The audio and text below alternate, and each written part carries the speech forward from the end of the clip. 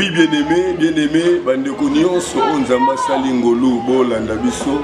Tope boyamba biso na nzela ba télévision na bino monde entier partout besoin na biso na Info 16 moment ekoki pour yo kalisusu nini onzambe a tindi biso tolo de la bino.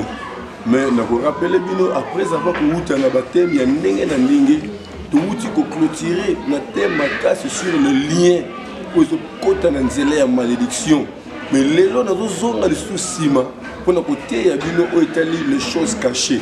Pourquoi nous avons les choses cachées? C'est par rapport à Moussalo Nzamba Pesinga, Toba Pesibiso ya délivrance, nous avons découvert Makambo et Belé, et ça la biso passe, na komona le lenge batu bazo souffrir, le lenge batu bazo nyokwama, et bazali ko condamner même Nzambe, na ki na contact na ndekomoko aza la France, azo parvenu ko yisenga que on a ya moni ko sambele asu na tinate.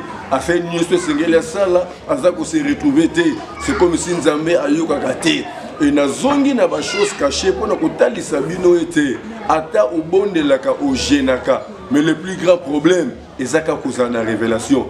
Bible lobby na Proverbe 29, 18. Quand tu n'as pas de révélation, le peuple est sans frein.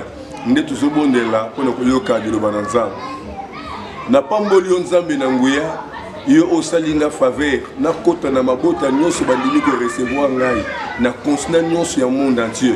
Père de gloire na loba ko te pai na yo pour na édification pe délivrance à libota na yo na kombo na Yesu Masiya yo ozali kolo mobikis na biso nde to bondeli amen.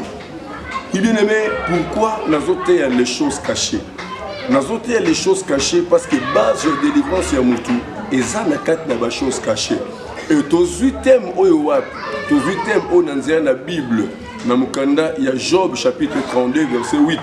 Et ce qui n'a tangi, n'a comment la Bible est dans Job chapitre 32 verset 8, la Bible dit ceci, mais en réalité dans l'homme, c'est un souffle. Et dans la version Moussababi, en réalité dans l'homme, c'est l'esprit. Et Awabi, c'est un souffle, pourquoi? Parce que Moutou Aza et pas via Pamba. Soto zongi na création to komona ke tamu Nzamba keli mutu azwa ki mabele ya pamba apesi yango forme komi ekeko ne azwi souffle na ye akotisi na kati na ekeko po ekeko wana ekoma mutu ekoma na bomoi ne souffle wana bazobi yango esprit na ba version mususu lelo nazo lobelo komoko songolo na vie ya mutu tozana biteni misatu tozana eteni oto bengi corps. Oyo mutu nyonso azanango azana misu matoi monoko zolo maboko makolo nzoto na lingala yango bikor et à part corps azana oto bengi âme ne ezali siège ya ba désir ba posa nyonso mutu zalaka nango evandi kat na âme na ye posa ya ekobo ya masanga ya kuswana ya kuyiba nyonso ezo diriger ko sala musala evandi kat na âme esprit nezali parti ya Nzambe kat na mutu yango ne esala ke mutu ata na contact na Nzambe c'est l'esprit et loko ni to loba aw diable po agir na vie ya mutu azoyende ko condamner esprit ya mutu soki esprit aza condamné diable aza capable ko kota kat na mutu pour diriger âme ya mutu atondisa mabe kat na mutu mais soki esprit ya mutu eza na délivrance esprit ne eko diriger âme ya mutu ndo moni diable azolongola esprit ya mutu atie esprit na ye pour ye abana ko diriger sikoyo mutu gloire à l'Éternel ndenge topesa exemple na mukanda Luc chapitre 13 10 tozomona mwasi oyo azalaki normal atambolaka normal. Mais diable a condamné l'esprit naïe à côté si esprit à mutu o adalaki courbé directement moi ça comme il y a Congo mama a comme qu'on vivre résultat et esprit au bataille 4 naïe et à ce qui concerne la délivrance bien aimé nazanda pas si pour notre côté du Kamboyo par rapport il y a le lenge onzamba otambusanga pe le lenge ya misala auto sali na autre domaine de délivrance gloire à l'Éternel nazaki na ndeko moko je crois na France ana kamoka sorcellerie. Moi, je suis allé à. Et pendant que à son avis par rapport à lundi, il fallait que délivrance et moi est salé. Et nous avons que délivrance ou sorcellerie est tellement macasse.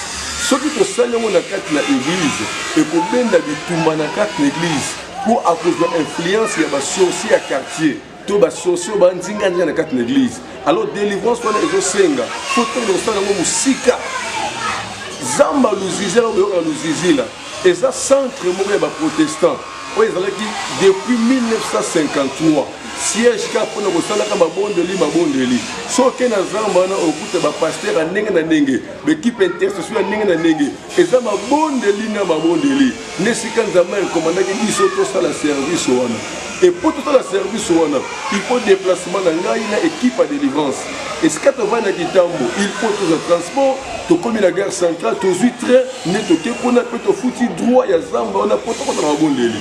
Et le problème c'est quoi? Il fallait qu'il kosenga offrande ya rachat bien aimé. Et mokolo mwana lobi moyen apes offrande ya rachat ezate pour assonner à pasteur rebelle balobi il faut d'abord prier bongo offrande et asima.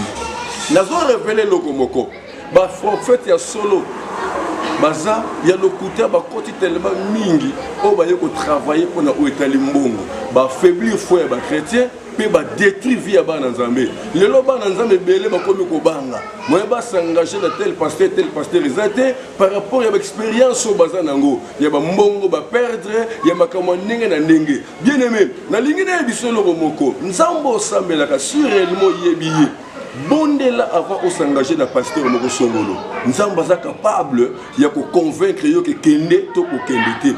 Le plus grand problème c'est quoi? Et belé bazo souffrir c'est parce qu'il y a une révélation. Bien aimé, n'engagez pas le Moko. Vous avez remarqué que belé ba qui na ba faire rebelle, mais n'engagez bazo quitter bazo comprendre te. Même bino bato bona poto besoin nanga. Au remarqué tant que n'a poto sika, makamoni qui est très bien, ils ont marché bien. Subitement sentir que makamoni se zo kita. Et peut-être depuis on investissait qui a na mboka. Au tina ki biloko, ba sombelo mutuka, mapangu, au poli ba boutique, ba magasin. Mais ils ont remarqué que au bandi ko kita dans les vides. Et ceux qui ont la révélation bien aimée. Yeba yango okosilisa nyonso pe ko risquer et si ma santé pe elongolo kat na moki. Le problème c'est quoi? Et dans la batu oyo ba délire avec esprit kat na bango. Et ben spona ba na mission ya kotiko libre. Oui, évoluer très bien. Et pendant que vous évoluez très bien, esprit a dans la mission ba pesa ki. Soki moment on est coquille abandi ko lia yo et akoyo na ba système moko oyebate mais on remarque que makamzo marché souté et tant on luka au forcer au fur et à mesure on doit forcer ne aux autres quitter davantage et tant aux autres quitter davantage et comme un souci et complication ne dia bazo kota pour appeler ça malade azo kota pour aller en autres et nous avons parlé sur bateau belé pour bazo remarquer ma balle belé zo kufa. Non, parlez mingi sur ma soeur. Ma balle est belle aux koufa. Ma soeur, ma soeur, les lapons na mibali na bango. Ma soeur, ma soeur, loba mingi pour na mibali na bango. Même na carte na porte de l'air remarqué, le bambo que belle, au moins na mibali, ma balle est comme très problématique. Oh, diable a travaillé mingi kati na basi. Azo pesa auto bengi ba mari de nuit. Et mari de nuit wana, aza esprit ba délégué pa na yo. Aza na délai ba pesa ye. Soki délai koki, esprit wana azo bebi sa banzoto ya basi. Et belé ba ko ba panda na nzoto, biloko na nzoto, et belé na nzoto na ba ko mozi na ba belé zo sale ma secret mutu, mutu yemo kwa yebi yango. Et ezape na ba to mususu, esprit a osala misala ozo na physiquement te. Mais mon balinde a sentir misala o espace de 4 mois si au monde a zonga soko sentir moi cité a komi ko bima libanda a komi ko découcher et moi ça va dire qu'on est la comportement au bal oh mon bal est innocent c'est parce que esprit o latio ne abebi si misala 4 na yo et ndenge moko pe na mibali ndenge moko ezana ba femme de nuit o de ba 4 mibali azo bebi ça ba me ba nzoto na bango azo longola ba 2 4 na bango rien que pour atteindre trouver na babala pour abebi sa mabala. Quand tu n'as pas de révélation, le peuple est sans frein. Nous avons remarqué que il est temps à Kenya poto. Mais au moment où dépôt Kenya na poto, au bunda, au sanyo se serait le mouton sale. Peut-être au sale, au bâtiment se baso sale. Nous avons remarqué qu'il y a aussi maté. Pourquoi aussi maté? Il doit y avoir des choses cachées. Et ceux qui ont la révélation, au tâtonner, au sein de fort, il y a bon moto. Et aussi maté. Et qu'il y a sauté. Il y a aussi des problèmes très sérieux. Il y a des prophètes qui peuvent donner des révélations, mais n'ont pas le pouvoir d'enlever ce qu'ils ont vu par la révélation. Et ça, les prophètes, c'est belé. À cause de ça, on a makambo moni que c'est solo, mais bokonzi. to makoki ya kolongola yango azana ngote. Ce sont des prophètes qui ont travaillé pembe na basali na Nzambe o Nzamba pesi bokonzi ya kolongola. Soki prophète amoni Nzambe alongoli.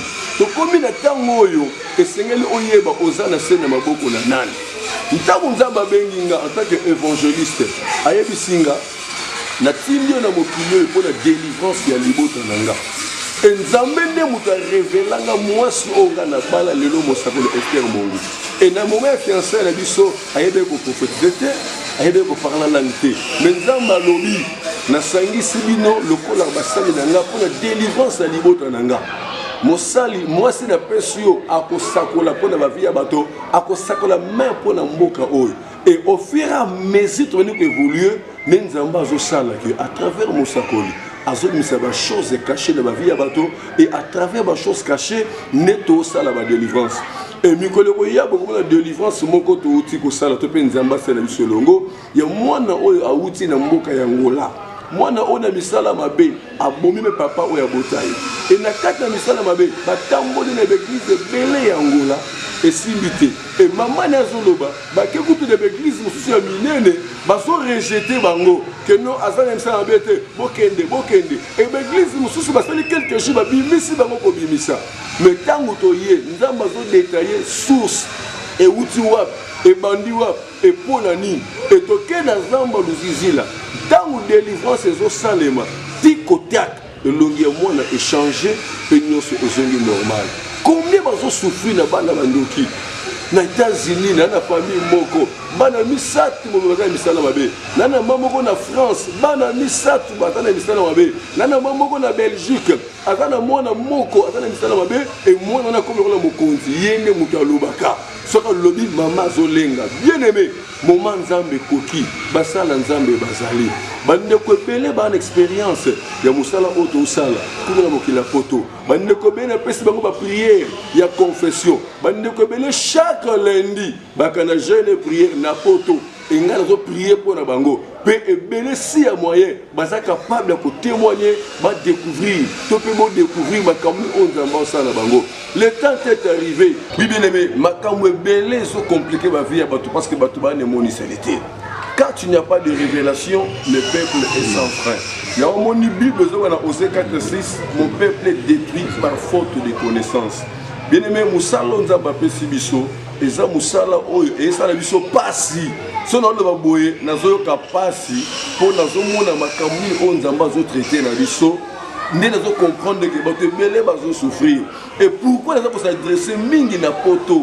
Parce que bato belé bazo benga to kenda sur église te to komana bandako to lembi na poto awa boye ba pasteur awa boye mais nous avons une révélation parfaite aux outils mais avec précision pe ba déclaration même na musika Nzamba to sala mais il y a des cas où Nzamba to recommander que na musika ko simba te ko mutu aya awa bien aimé eza na ba oyo bazo ya.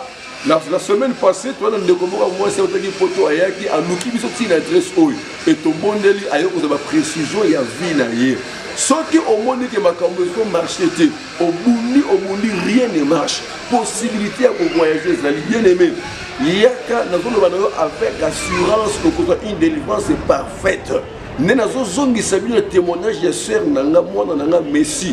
Comment tambola qui na poto se répéter aïe na Congo atambola se répéter mais tant Nzamba sala ki ngolo yo kuta na biso Nzambe a délivré une délivrance parfaite pelelo a commis ko servir Nzambe na ye bien mais na zone les attaques évangélistes et dans beaucoup Nzamba pesinga ye ya solo Satan sa koti même quand na basali na Nzambe ko pesa ba révélation no kuta ko désuréter liboto na Nzambe ko piller liboto na Nzambe ko yiba liboto na Nzambe na ba offrande na makambo ndenge na ndenge. Mais nous sommes là pour la délivrance du peuple de Dieu. Bien aimé, ça la confiance et maloma on a doté yo. Moment Nzambe koki, obandeki komata. Subitement obandeki kokita. Ozobate ni ne sali ke obandeki kokita. Libala bien na mobile, fiançailles bien. Brusquement, il doit y avoir un problème spirituel au fond de une vraie révélation. Le temps est arrivé, bien aimé. Et ça va Nzamba permettre yo oyokanga. Nazolo bana yo. Vu ozo mene, au moins que ça normalité. Tanengo bandaka, tanengo zalelo. Oh Bible mon serviteur prospérera, il s'élèvera, il ira jusqu'à plus haut. Mais yo so kitanengeni. Et loko nyoso nzamba sena mokili vérifier. Il faut mon croissance, au mon développement, au mon multiplication. Peut vérifier la Bible. Nzamba za contre et loko nyoso so kende liboso te. De pobali moula boni mwana zate. Au perdre bazemi combien de fois? Au perdre libala combien de fois? Au perdre fiançailles combien de fois? Ma beza ko se répéter, mais osa ko se répéter. Et belé bazolo ta même ba noto, bezo tel c'est que danger zali. Mais bazo lukana bango nzambe te. Bien aimé, femme sinamite, ce gars lela ki na ndaku na ya linga kunda mwana ye. Mais atiki mwana bembe na chambre, akeko luka mosali na nzambe. Pe mosala nzamba ye mwana sekwi. Bien aimé, oza na ba problème. Ouais, c'est que otika kondo na chambre, luka nzambe ya solo, luka nzambe na bozindo. Le temps est arrivé. Nazo ba bino nyonso nzamba stali ngolubo yo kabiso. Toza capable ko pesa bino ba révélation, ko pesa bino ba orientation, même de loin, même de près. Et nazo clôturer la témoignage moko. Tala libala o na témoignaka oyo. Mobali na mwasi na ndako. Mais azo linga libanda. Mais nzamba to ba biso ke no mwasi ya ndako yeta bongisa pona ye. Mwasi ya libanda ne mwasi na ye. Pe nzamba séparé bango na kimia. Pe abali mwasi ya libanda officiellement et lelo alobi na se retrouver na vie nanga. Bien aimé, révélation nzambe est la folie. Il faut en mon libre mon sens pour comprendre que oyo nzambe nim to belinga. Et pour na clôturer, pour na kita, la lika na ibisayo, contrôler marche na yo, ba faire na yo, contrôler misa na yo, ba activité na yo. Obanda ko voyager, lelo zawapi. Ozana ba montagne moko songolo, lelo zawapi. Ozana ba fond moko songolo, lelo zawapi. Obanda tinda otinda kasute pona nini oyo tinda ezo voler ndenge nini diable azo sana mayele mabe pote muto yeba te mais azolia bato bazo sutuka ke bazo marcher te mais ba croiser les bras bien aimé luka nzambe na bozindo nzamba ko révéler ba choses cachées et na nzela ko délivrance bien aimé oza capable de ko retrouver nyonso oyo bongisaki ozolanda pasteur évangéliste Ernest Mungu oyo wapi azali visionnaire tope mokambi na église évangélique béni de Dieu église de Zoami na RDC na commune ya Kintambo na arena biso maison Mungu anala vers Vélodrome avenue Kimvula numéro 3 soko lingo za biso 24 sur 24 aux abiso na 00243 89 75 15 851 00243 89 75 15 851 wanande okuzwa biso en direct tokobondela tokoyoka yo pe tokopesa ba orientation et tant on dit ba orientation na bien aimé yeba que miracle est possible parce que Bible dit le bon nzambe eza mopusete et comme dans tous les 5 continents pour nous délivrer ba oyaye pelito na nzambe za ko kangamate et yoka kaminoko nyonso tous les 5 continents pour nous répondre pour nous pesa orientation nzambe na ngai a pambola bino nyonso oyo bolandi biso na bobosa te bino nyonso oyo bozali kosunga biso et sœur na biso ange na Suisse voilà biso Dieu donné na Allemagne le docteur Jean-Marie na Bruxelles et Magui Tibou na France et na pamboli bandeko nyonso na Afrique na Éthiopie bandeko nyonso bazana bamboka misika bazobenga biso nzambe na biso a pambola bino et ba émission oyo na ba conditions difficiles mais to senga lisungi na bino le ndeko mona tsaki na biso ki possibilité zali tindela biso ata caméra et ko permettre biso to tourner na kimia parce que chaque jour to louer ba caméra to louer ma machine ko ke na ba cyber ko monter ba émission pour to tinda mais ce qui nzamba sungi yo na bonne foi o tindela biso caméra bien aimé nzambo na kobosa na yote o tindela biso ordinateur nzambo na akobosa na yote même appareil à communication nzambo na akobosa na yote kimia na Christ est la partage na bino nyonso obolandi biso pe lipamboli na nzambe elanda bino partout boko se retrouver tokutani na mbala ezali koya bye bye.